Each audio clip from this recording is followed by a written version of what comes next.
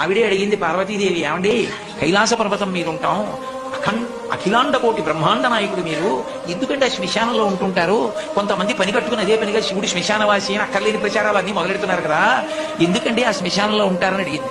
అడిగితే ఆనాడు మహాభారతం అనుశాసనిక పర్వంలో చెప్పాడు, పార్వతి నేనేం ఉత్తినే చేతకాని వాడనై ఉండలేదు, బ్రతికున్న నాళ్ళు అక్కడికెడదాం ఇక్కడికెడదామని పని లేకపోయినా షికార్లు తిరిగి నేను ఇంతటి వాణ్ణి అని గుండెల మీద చెయ్యేసుకుని ఇంత గర్వించి మా ఆవిడ, మా పిల్లలు, మా అన్నయ్య, మా తమ్ముడు, మా స్నేహితులు ఇంతమందిని చూపించిన వాడు ప్రాణం పోయిన తర్వాత ఎండు కర్రల మీద పడుకోబెట్టి తాడుతో కట్టేసి ఒంటి మీద కేవలం అత్యంత చవకబారు వస్త్రం ఒకటి పెట్టి పాడి మీదకి తీసుకెళ్లేటప్పుడు ఆ బట్ట కూడా తీసేసి కట్టెల మీద పడుకోబెట్టి ఇంధనం పోసి కట్ట వచ్చి అగ్నిహోత్రం వెలిగిస్తే తల దగ్గర నుంచి కాలుతూ వచ్చేసి తల బద్దలైపోయిన తర్వాత కాళ్ళు అరికాళ్లలోంచి నెత్తులు ముద్దలు ముద్దలుగా పైకొస్తుంటే పెద్ద కాళ్ళ పట్టుకుని కాళ్ళు పైకెత్తి వెనక్కి పారేస్తే నా ఒళ్ళనుకుని మురిసిపోయిన వాడు ఆ కట్టెలలో కాలిపోతుంటే జీవుడు పైకి లేచి చీకటి పడుతోందని వచ్చిన వాళ్ళందరూ స్నానం చేసి వెళ్ళిపోతే ఒక్కడే ఉండిపోయానని బెంగ పెట్టుకుని ఏడుస్తుంటే నేనున్నానని ఓదార్చడానికి ఉన్నాను.